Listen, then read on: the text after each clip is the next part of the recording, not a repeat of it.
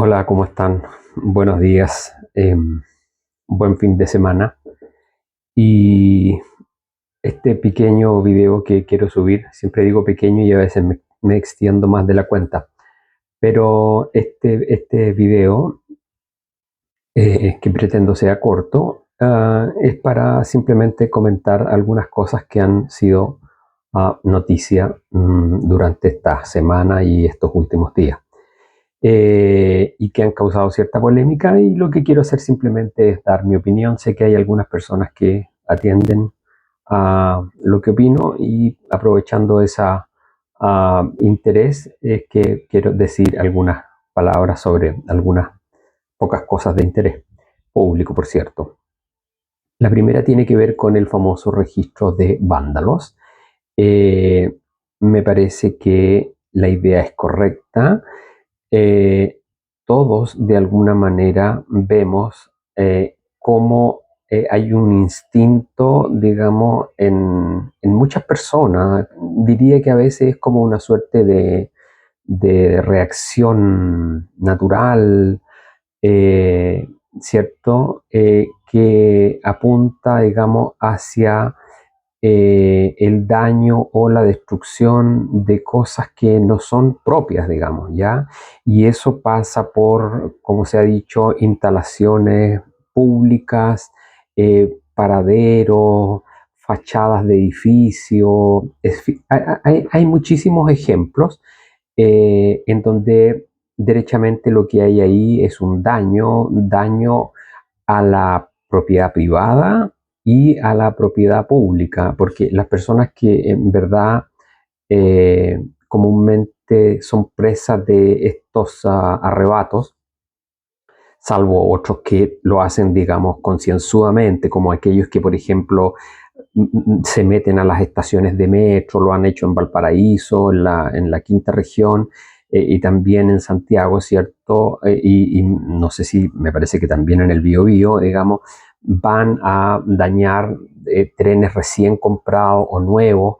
eh, digamos, es algo que está totalmente planificado, digamos, no es que iban pasando por ahí, no, van y... Entonces, creo que todo el mundo entiende que hay que de alguna manera domesticar esos arrebatos, porque la mayoría de las veces tampoco estamos hablando de que se trate de arte, ¿ya?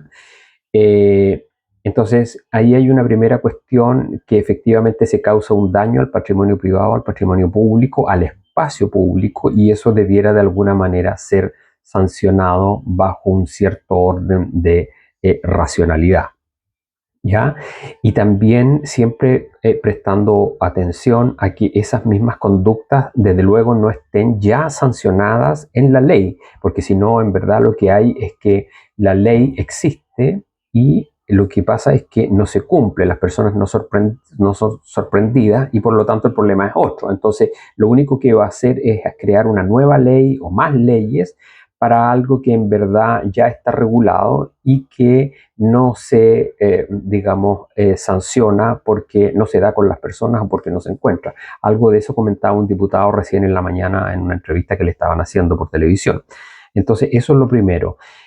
Yo creo que en cuanto al sesgo que se habla de los ricos y no, yo creo que la discusión no es esa, porque en verdad lo que hay que hacer es buscar, digamos, distintos tipos de herramientas que el Estado tiene para sancionar estas conductas que de nuevo causan daño. Me parece que eso es lo importante. Pero aquí hay que tener mucho cuidado con una tentación que puede tener el gobierno, sobre todo el gobierno de José Antonio Kast y de cierto sector que apoya a ese gobierno también, que es de una inclinación, si, de alguna manera, digámoslo, de corte militarista, ¿ya?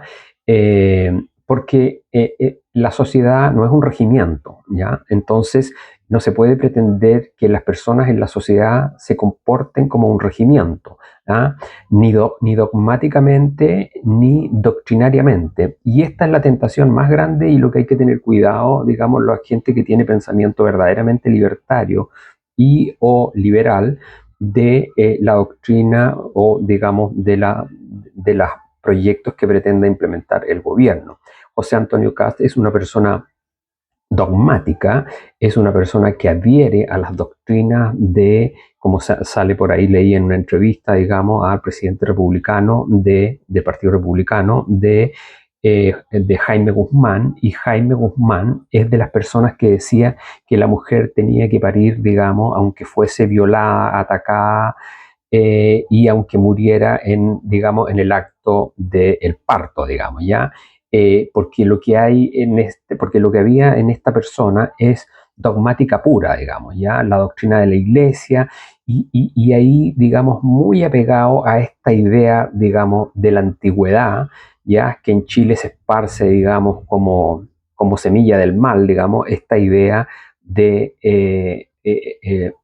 la ética del estoicismo. El estoicismo tiene cierto valor, nadie puede negarlo, digamos, ¿ya? La mayoría de las cosas en general ocurre así, digamos. El estoicismo tiene un cierto valor, pero el estoicismo es un pensamiento que surge cuando el mundo griego, digamos, se ha venido abajo, ¿ya? Se ha perdido la democracia, se ha perdido la guerra, y el mundo griego se viene abajo, y entonces surgen los estoicos para, en una condición de esclavitud, en una condición de una sociedad que se ha, digamos, finalmente derrotada, destruida, perdida su democracia, perdida su polis, surge, digamos, este pensamiento de, aún en esas peores condiciones, mantenerse en pie, ¿ya? Entonces, a partir de eso se desarrolla toda una idea ética, digamos, del estoicismo, y que después en el Imperio Romano, digamos, la retoman algunos, digamos, Epícteto, qué sé yo, Marco Aurelio, y pasa a la iglesia la toma, y entonces le cae muy bien, porque con esta idea de subyugarse, digamos, entonces siempre agachar la cabeza, agachar el moño, y aunque te estén bailando arriba de la cabeza, soportar, digamos. Rechazo de plano esa idea, la voy a rechazar hasta el día de mi muerte. Hay una idea que es razonable, que es bueno que uno tenga una cierta capacidad de, hoy día se usa una palabra que es muy usada y manoseada, que es la famosa resiliencia, pero de alguna manera uno podría decir que tiene algún dejo con esta idea de mantenerse estoico, digamos, en la adversidad, pero soportar la adversidad, digamos, venga lo que venga y eternamente, es una idea que los modernos rechazaron.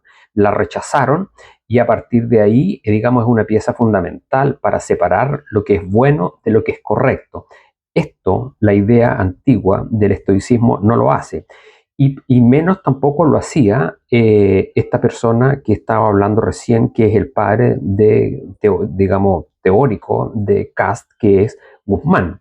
Guzmán no diferencia, por su raíz católica, educación católica, lo que es correcto de lo que es bueno, y esto es algo que el pensamiento moderno sí ha hecho. Lo ha hecho el pensamiento anglosajón, lo ha hecho el pensamiento europeo, y solamente los conservadores más recalcitrantes mantienen esta identidad. Por lo tanto, hay que tener mucho cuidado de que no se les pase la mano, y de que en definitiva cosas que son actitudes que son indeseables se terminen convirtiendo en una suerte de delito que digamos, el Estado venga a sancionar, y digamos, coartando la libertad que tienen las personas a equivocarse, digamos, porque esto es lo mismo que cuando usted emprende un negocio. Cuando usted emprende un negocio, usted puede acertar y le puede ir fantástico y se puede llegar a convertir en una persona rica, exitosa, o puede arruinarse y perder todo lo que puso en juego. Usted pone en juego ahí, y en función de si acierta o no, digamos,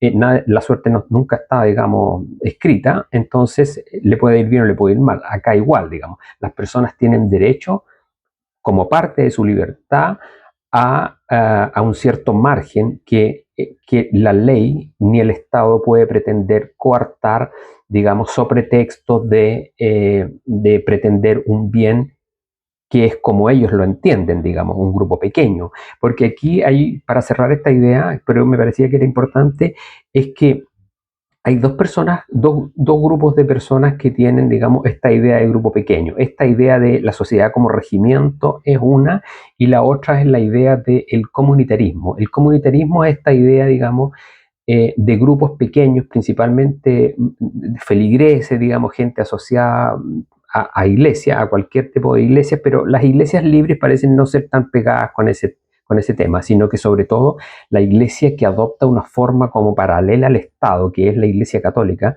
principalmente, ya, y que quiere, digamos, imponer por la fuerza, a través apoyándose en el Estado, cuando no es nuestra forma, la idea que surge dentro de estas pequeñas comunidades, ¿ya? Entonces, la sociedad propia, por eso no le gusta tanto hablar de sociedad y hablan más de comunidad, ¿ya? La comunidad es ahí donde está el párroco, donde toda la gente está a la vista, donde todos se conocen y en función de eso, digamos, unos con otros se controlan y ahí existe una comunidad, igual hay una jerarquía implícita y es un pensamiento muy ordenado.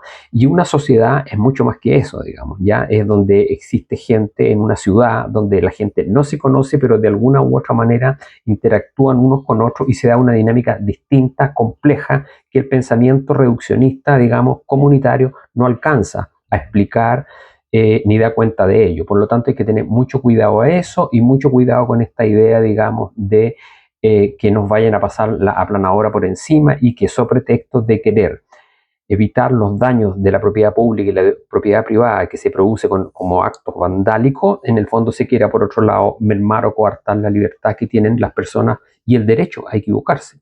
¿Ya? Eso. Lo otro, a propósito con esto mismo, aprovecho de zanjar una cosa que me parece que es importante, que tiene que ver con la cuestión de los derechos humanos. Me voy a meter aquí en una cosa muy breve, muy complicada, pero no quiero dejar de abordarla, porque se discute de repente en televisión y me parece que es interesante dar una opinión. Escuchaba el otro día a Del Río, digamos, que trabaja en televisión, este periodista, ¿ya? Entonces, mandando a todo el mundo a leer a Sergio Mico, porque Sergio Mico había dado una cátedra respecto de lo que eran los derechos humanos. Yo quiero decirle a Del Río, pero a toda la gente que de alguna manera pueda ver esto en algún momento, que hay cosas que son, digamos, que se pueden calificar de verdaderas o falsas y otras que definitivamente no. Las cosas que son verdaderas o falsas son aquellas cosas que son proposicionales, digamos, ¿ya? Entonces, de una proposición se puede determinar si es verdadera o es falsa. Un hecho también puede ser verdadero o falso, pero las significaciones no. Y lo que ocurre con los derechos humanos es que entramos ahí en el ámbito de la significación. Los derechos humanos, de alguna manera, son desde la Segunda Guerra Mundial, del fin de la Segunda Guerra Mundial, se establecen, digamos, como,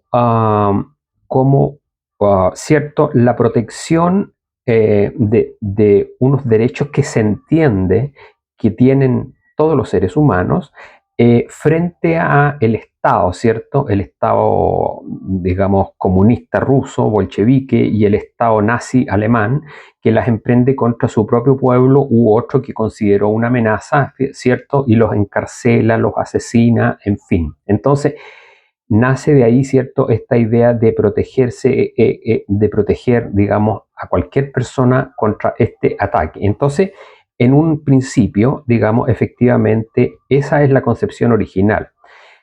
Sin embargo, estamos hablando de significación y lo que en verdad ocurre es que los significados cambian y uno puede dar un ejemplo muy sencillo que alguna vez leí a propósito de John Adams, ya en una nota que salía de la Universidad de Harvard, que decía que él había sido el primer presidente que había entrado por mérito a la universidad en el año 1700 y algo a estudiar derecho. Entonces yo no me olvido de eso, porque lo que ocurre es que antes de él también entraban personas por mérito, pero el mérito era entendido de otra manera. Y entonces lo que ocurre es que cuando los tiempos van cambiando, la sociedad va cambiando y por lo tanto los significados de las cosas también van cambiando. Entonces, aquí hay una lucha que tiene la izquierda que es muy potente, que es en el fondo defender la idea de los derechos humanos en el sentido de cómo se crean las instituciones de Naciones Unidas después de la Segunda Guerra Mundial. Entonces ella defiende los derechos humanos son el Estado atentando contra las personas y esa es su definición para ellos. Pero el tema, como digo, es que más allá de defender o no y de justificar o no, yo creo que un golpe de Estado es algo que eventualmente, cuando hay un peligro mayor, la gente puede efectivamente decir, mire, ¿sabe qué? Aquí hay una amenaza que es peor, y lo que ocurre es que suceden, digamos, a usted puede gustarle o no gustarle, pero la gente reacciona y esas cosas suceden. Ahora, hay un contexto que explica, que hace comprensible que esas cosas hayan ocurrido, y eso es lo que hacen normalmente los historiadores, ¿cierto? Dar cuenta de lo que ocurrió y encontrar las razones de cómo esto fue que ocurrió. A usted puede gustarle o no gustarle, pero el hecho es que ocurren, ¿ya? Entonces, hay ahí un punto, y está también el punto de si eso después usted en el tiempo continúa con una política de seguir, digamos, atentando y matando gente que usted considera, digamos, que son enemigos de la política o del Estado que usted está administrando. Y esa es otra historia. Con todo, lo que quiero decir es que los significados cambian, y parece poco razonable que personas que ya tienen una edad avanzada, que ya han pagado una buena cantidad de años en la cárcel y que además fueron objeto de órdenes de otras personas para cometer ciertos actos de represión o de ajusticiamiento, ¿cierto?, del Estado, eh, sigan estando en prisión, porque efectivamente no lo hicieron por voluntad propia, y sobre todo porque parece que hay ahí también una cuestión, se quiere dar una señal de que el Estado, las fuerzas militares y el Estado debe protegerse, digamos, la sociedad debe protegerse contra estos ataques del Estado, pero al mismo tiempo hay una cuestión también de que las personas, si efectivamente se defiende la humanidad y los derechos que tienen, queda de lado, y hay una resignificación de lo que significa de alguna manera los derechos humanos. Entonces, lo que está ocurriendo es eso, está ocurriendo se está resignificando lo que se considera los derechos humanos, y eso es lo que está ocurriendo, y eso es algo que ocurre en las sociedades, y que ningún libro de Mico ni de otra persona puede, digamos, terminar con eso, digamos, siempre ocurre. Y lo que me refería al caso de John Adams, en el caso de Estados Unidos, y ser ingresado como la primera persona que entró por mérito, es que antes el mérito tenía una interpretación distinta, porque antes el mérito era pertenecer a una familia de una cierta raigambre, de una cierta cultura, de una cierta posición social, y eso era el mérito. Nosotros hoy día podemos entender que el mérito es dar una cierta cantidad de pruebas, aprobarlas todas, que te vaya bien, mostrar una excelencia académica y decir esto es mérito. Pero nosotros mismos vemos que la gran mayoría de los directores que forman parte de las sociedades anónimas chilenas, de las grandes empresas y sociedades anónimas chilenas, no es que no tengan mérito, sino que tienen el mérito no como quizás a algunos nos gustaría que fuera por inteligencia, por mérito académico, sino que es un mérito más bien que son seleccionados normalmente porque pertenecen a un grupo, a una cierta escuela, a un cierto colegio, a una cierta comunidad que participa, que los hace predecibles, y en ese sentido el mérito para ellos está definido por esas características. Lo mismo que el mérito en otro contexto se define a partir de ciertos rendimientos y ciertas capacidades, ciertas habilidades, ¿verdad? Entonces, ¿hay mérito? Sí, había mérito antes y hay mérito después. El mérito cambió de sentido. Eso es lo que pasa con el tema de los derechos humanos, que eventualmente corresponde que también se le respeten a la gente que está privada de libertad en las cárceles de Bogotá, Peuco, por ejemplo. Entonces eso lo quería decir.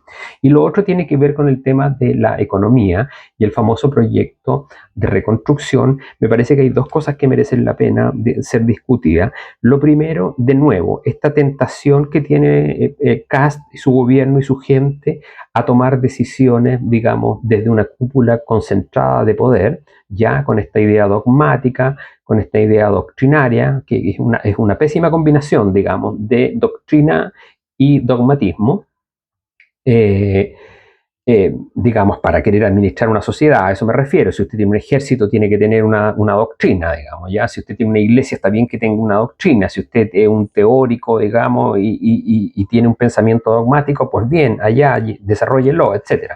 Pero una sociedad, digamos, de múltiples personas, donde hay múltiples agrupaciones, que usted quiera, digamos, implementar una doctrina con respecto a toda la sociedad, o una dogmática con respecto a toda la sociedad, eso debe ser rechazado o por lo menos debe ser manejado con mucho cuidado, con pinza. Ahí sí que corresponde hacer un cherry picking para ver eventualmente qué cosas, digamos, corresponde hacer y qué cosas no. Ya lo comenté, lo adelanté con la idea de esta lista de vándalos, que hay que tener cuidado ahí y diferenciar claramente lo que son cosas que a nosotros no nos pueden gustar respecto de cosas que efectivamente están causando un daño, ¿ya?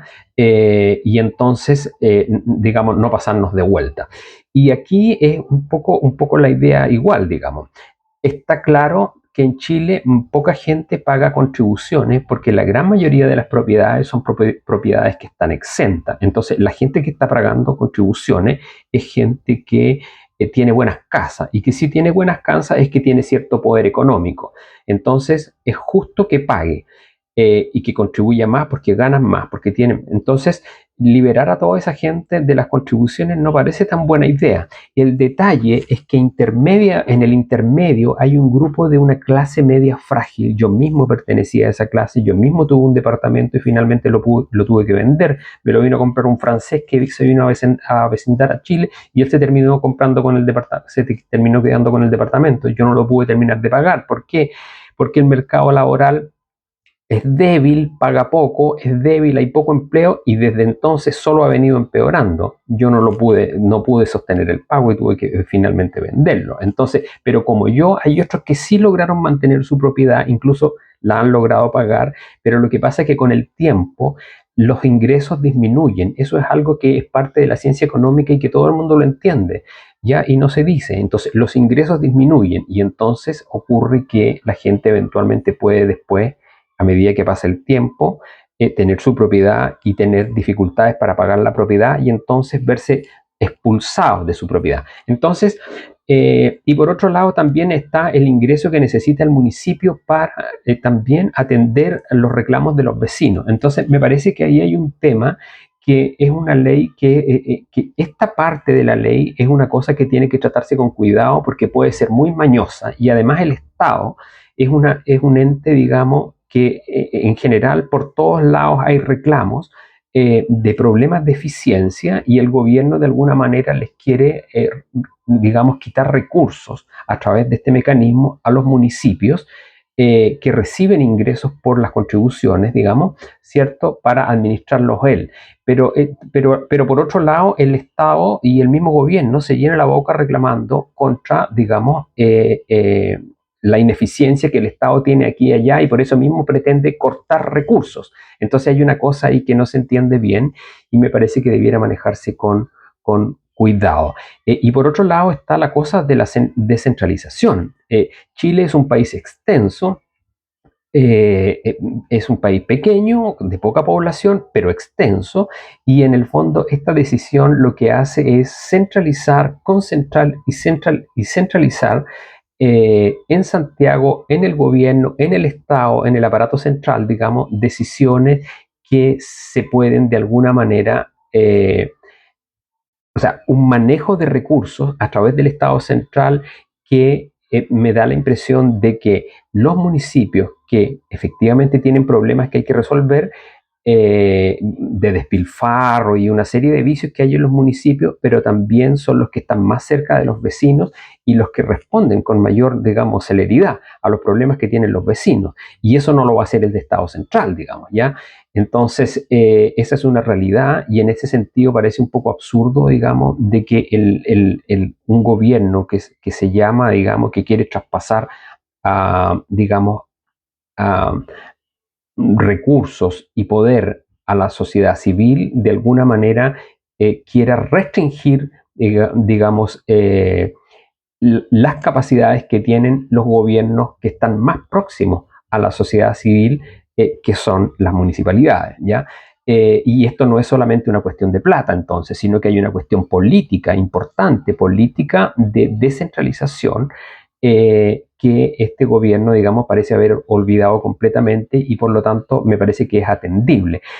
Es una oportunidad también para regular la ley, para mejorarla quizás, a lo mejor no eliminar el tema de aclarar cómo se calculan, transparentar, perfeccionar la ley, digamos, ya aclarar cómo se calculan las contribuciones y mejorar la ley en aquellos aspectos que sea mejorable, y no simplemente adoptar esta decisión, porque lo único que se está haciendo al final es quitarles poder a los municipios, ya que es una forma de descentralización para entregárselo a un aparato, digamos, al gobierno central, que ya tiene muchos problemas para cumplir con los deberes que tiene. Y esto es algo que no se entiende. Y lo otro que también parece importante, yo hice una investigación sobre desarrollo regional, y uno de los problemas que tienen los desarrollos regionales, es que en el fondo en las regiones hay ciertas asociaciones, digamos, que se han creado. Por ejemplo, en Concepción está Cor Biobío, digamos,